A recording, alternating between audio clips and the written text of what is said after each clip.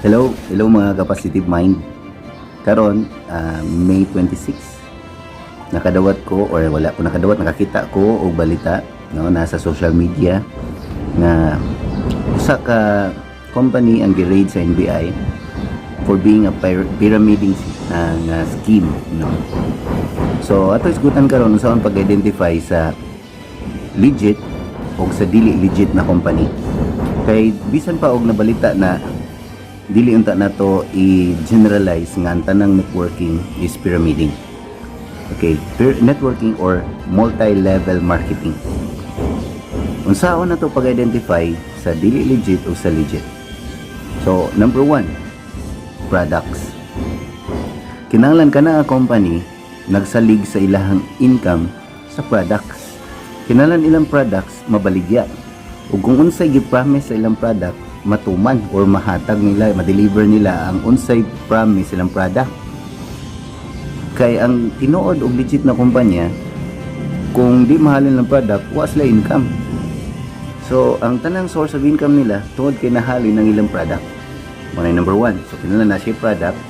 Dayon another tip, once nga mo start ka ana nga company, kinahanglan mabalik sa imuha is more than 70% nga worth sa imuhang income, worth sa imuhang capital. So example, kung nag-capital ka og mga 10,000, kinahanglan mabalik sa imuha is mga 7,000 worth.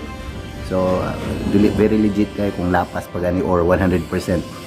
Okay, ikaduha, walay subsidy. Say walay subsidy or other nga income madawat di kung wa kay buhaton, like bisag wa kay buhaton makadawat ka og example 10 pesos wa kay halin. Ang pangunta na asa gikan ng 10 pesos nya kung 1 million na mo kabuhok din ang distributor times 10 pesos kada adlaw maghatag sila og 10 million.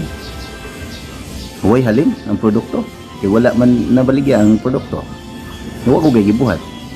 So that's warning na gani extra nga subsidy mo question na ka asa ka nila gikuha ni no. So ang number 2 nga criteria para sa legit is kung wa kay halin, wa kay income. Kung wa kay na referan nga business partner, nga mahimo nimo business partner, wala kay commission, wala referral bonus nimo. Kung wala kay gibuhat, wala. That's very legit. No, kay asa mas lagi hatag nimo wa kay gibuhat. Okay? Number 3, no extra promises. No? Nang walay promise nga kanang sobra. Nga kung ingani mo buhaton, ingani amo buhaton nimo. Very straightforward. Kung wa kay gibuhat, wa kay income. May income ka kung naa kay mapa-appeal nga distributor nga tungod nimo mo tay mo baligya silang products. So taga nakagamay nga incentive para mahalin nilang product rumayo. Pero kung wala, that's very legit. Dayon katong mga naka-join na og company, natanaw ninyo wala ato kung gisulti, di pa ko kaingon po nga dili legit inyong kumpanya. Basta mo ingon mo wala tungod na ako dili legit. Para na ako maura to'y tulo ka basihan nga akong nakita sa akong gisugdan ron nga company. Kay i-treat lang gud nga negosyo nga like any other business.